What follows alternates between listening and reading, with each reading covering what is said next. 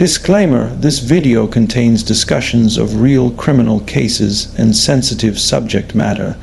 It is created for educational and documentary purposes only. Viewer discretion is advised. All individuals are presumed innocent until proven guilty in a court of law.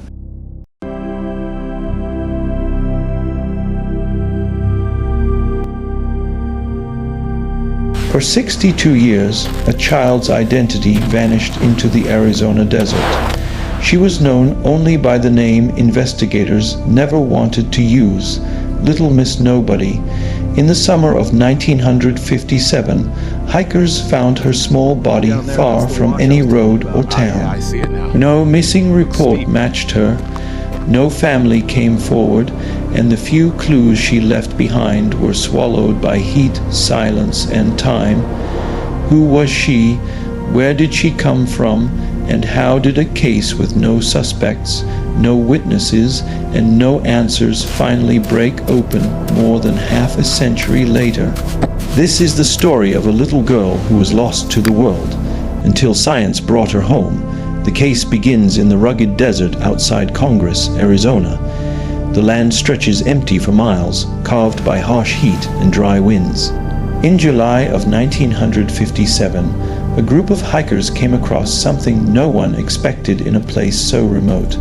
The remains of a little girl, no older than 4 years old, lying in a shallow wash. Her clothing was simple. Her sandals were worn, her small frame showed signs of a life cut short, though the details were difficult to determine. Investigators searched for answers, but the desert offered none. There were no tire marks leading to her. No footprints, no belongings, and most chilling of all, no missing child report that matched her description. Police expanded their search to neighboring states. They reviewed cases from Nevada, California, Arizona, and New Mexico. Over and over, the same conclusion came back. No one seemed to be looking for this child. With no identity, no leads, and no technology to help them, investigators reluctantly gave her a placeholder name, Little Miss Nobody. It was meant to be temporary. It ended up lasting more than half a century. Several years later, in 1960, a possible breakthrough emerged. A family from Alamogordo, New Mexico, heard about the unidentified child in Arizona. Their daughter, 4-year-old Sharon Lee Gallegos, had been abducted while playing outside her grandmother's home. She had been missing for months. In desperation, the Gallegos family traveled to Arizona to see if the unidentified girl could be their Sharon. The similarities were close, the ages aligned, the clothing sizes were similar, even some facial characteristics seemed to match. But in 1960, science could not confirm the connection. There were no fingerprints, no DNA, no database capable of linking states or cross-referencing identities. The investigators could not give the family certainty, so they did not, and Little Miss Nobody remained unidentified. As the years passed, the case slipped into the margins of cold case files. Detectives retired, evidence rooms changed hands, new cases took priority. But despite the passage of time, the child's remains were carefully preserved, waiting for a future investigators could not yet imagine.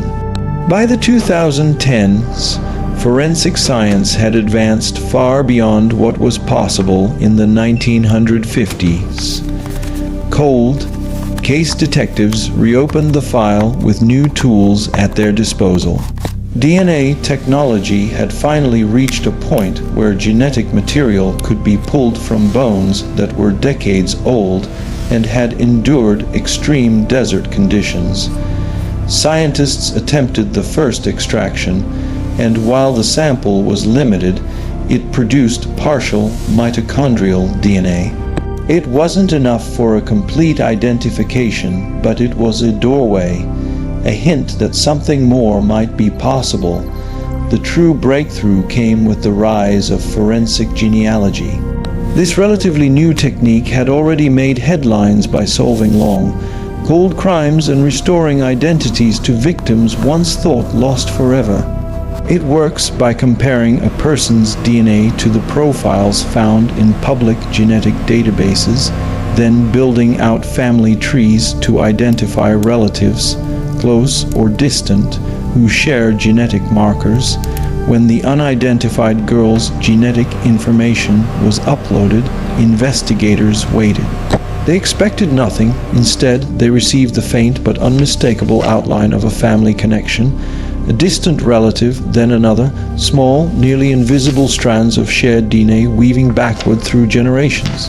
These matches led genealogists to build an expansive family tree with hundreds of branches and thousands of names. At the center of one particular branch was a cluster of relatives from Alamogordo, New Mexico. And on that branch was a single missing child from 1957, 4 years old, abducted from her grandmother's home, never found.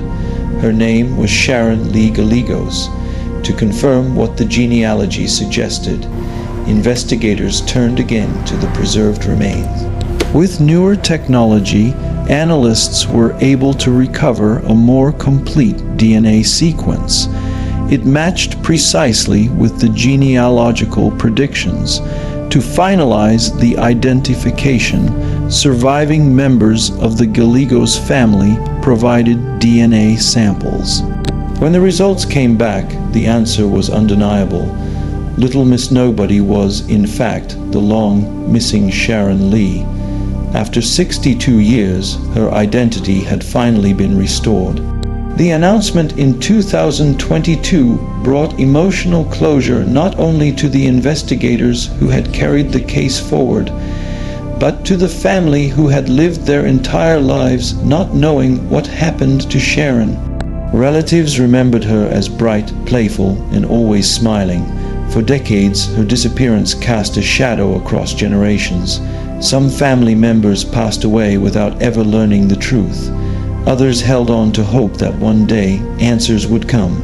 That day had finally arrived, but while the identification brought closure, it also highlighted the questions that may never be solved. Witnesses from Sharon's neighborhood in 1957 reported that a suspicious couple in a green sedan had been seen attempting to lure children just days before Sharon vanished. Numerous attempts were made to track them down. Their identities remain unknown, their motive unknown. Whether they were responsible for Sharon's disappearance, almost certain, but impossible to prove. Any suspects from that era would now be long gone. The case has reached a point where the truth behind her final hours may forever remain out of reach. Yet the restoration of her identity carries a significance far beyond the unanswered details. Her case stands as a powerful example of what modern forensic science can achieve.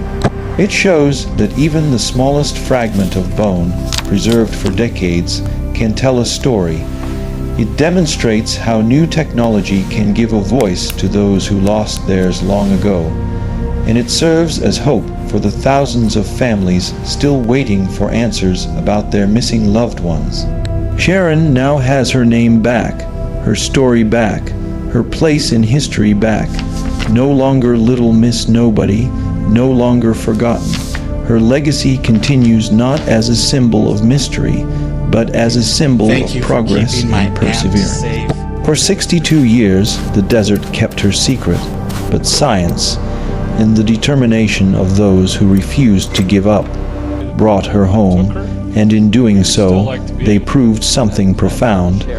Even after decades of silence, the search for truth never truly ends.